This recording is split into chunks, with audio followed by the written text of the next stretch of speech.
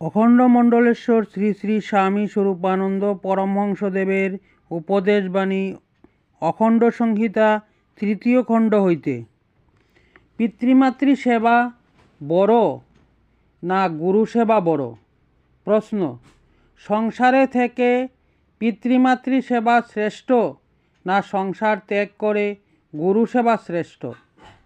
শ্রী শ্রী বাবামণি, উভয়বিধ সেবাই শ্রেষ্ঠ, কিন্তু পাত্রভেদে। শিষ্যর সেবা না পেলেও গুরুর চলে, কিন্তু সন্তানের সেবা না পেলে মাতা পিতার চলে না। অতএব সাধারণত সংসার ত্যাগ করে গুরু সেবার করার চাইতে সংসারে থেকে মাতা পিতার সেবা অধিকতর কর্তব্য।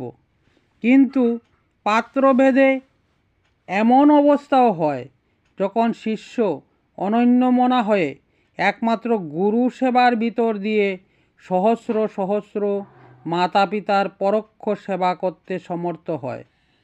যে গুরুর জীবনের মধ্য দিয়ে এইভাবে বহুজনের কল্যাণ বিসর্পিত হয়, আর যে শিষ্যর সেবা গুরুর এই কল্যাণকারিণী শক্তিকেই প্রতিনিয়ত সঞ্জীবিত রাখে, এমন গুরু আর এমন শিষ্য জগতে অতীব দুর্লভ। এই রকম দুর্লভ ক্ষেত্রে পিতৃমাতৃ সেবার চাইতে গুরু সেবা শ্রেষ্ঠ। পিতৃমাতৃ সেবার স্বরূপ শ্রী শ্রী বাবামণি বলিলেন, তবে সেবা কথাটার প্রকৃত অর্থ তোমাকে বুঝতে হবে। সেবার উৎপত্তি শ্রদ্ধা থেকে, ভক্তি থেকে, স্বার্থ থেকে নয়। মাতৃপিতৃ সেবার জন্য যারা সংসারী হবে তাদের কর্তব্য মাতা পিতাকে ভগবৎ স্বরূপ মনে করে সস্ত্রীক তাদের সেবা কার্য নিয়োজিত থাকা। নিজেদের দাম্পত্য জীবনের সকল স্বার্থকে ওই সেবার পদতলে সমর্পণ করা। সুখ বুদ্ধি, ভোগ বুদ্ধি সব বর্জন করে মাতৃপিতৃরূপী ভগবানের অর্চনাকে জীবনের পরম মুখ্য বলে জ্ঞান করা। অর্থাৎ পিতৃমাতৃ সেবক সংসারীতে আর সাধারণ সংসারী জীবে আকাশ পাতাল তফাৎ। সেবক সংসারী, স্বার্থজিৎ সাধক পুরুষ। পিতামাতার প্রীতি সম্পাদনই তার জীবনের ব্রত। পিতৃমাতৃ আজ্ঞায় ও গুরুবাক্য বিরোধ। প্রশ্ন। মাতৃপিতৃ আজ্ঞায় আর গুরুবাক্য যদি কখনো বিরোধ ঘটে তখন কি কর্তব্য? শ্রী শ্রী বাবামণি, সাংসারিক ও বৈষয়িক ব্যাপারে মাতা পিতার আজ্ঞা প্রতিপালন আর নৈতিক ও আধ্যাত্মিক ব্যাপারে গুরুবাক্য প্রতিপালন। সন্তান পিতামাতার সেবা করবে প্রথমত দেহ দিয়ে, তারপরে মন দিয়ে, সর্বশেষে আত্মা দিয়ে। শিষ্য গুরুর সেবা করবে প্রথমত আত্মা দিয়ে, তারপরে মন দিয়ে, সর্বশেষে দেহ দিয়ে। সন্তানের দেহের উপর পিতামাতার শ্রেষ্ঠ দাবি, শিষ্যর আত্মার উপরে গুরুর শ্রেষ্ঠ দাবি। মাতৃপিতৃদ্রোহীর গুরুভক্তি। প্রশ্ন।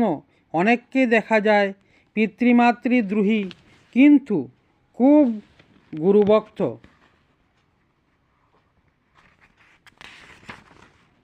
শ্রী শ্রী বাবামণি, তারা ভণ্ড। পিতৃদ্রোহী ও মাতৃদ্রোহী কার্যত গুরুদ্রোহী হয়। প্রকৃত গুরুভক্তি। তৎপরে শ্রী শ্রী বাবামণি বললেন, গুরুভক্তি জিনিসটা একটা সামান্য ব্যাপার বলে মনে করো না। জগতের সকল ভক্তির পাত্রের প্রতি ভাবের সামঞ্জস্য রেখে যে গুরুভক্তি তাকেই বলবো খাঁটি গুরুভক্তি। গুরুদেবকে ভক্তি করব বলেই মাতা পিতাকে অভক্তি করতে হবে, বা আমার গুরুদেবেরই পন্থা যারা আশ্রয় করেন নাই সেই সব পূজনীয় মহাত্মাদের প্রতি অশ্রদ্ধা পোষণ করতে হবে, একে গুরুভক্তি বলে না। আমি আমার গুরুদেবকে হয়তো অবতার বলেই মনে করি, চাই কি স্বয়ং পরমেশ্বর বলেও বিশ্বাস করি, কিন্তু তাই বলে যারা আমার মতো মনে করে না তাদের নাস্তিক, পাষণ্ডী বলে গাল দিয়ে খড়গস্ত হওয়া প্রকৃত গুরুভক্তি নয়। গুরুভক্তির প্রমাণ আত্মোৎসর্গ।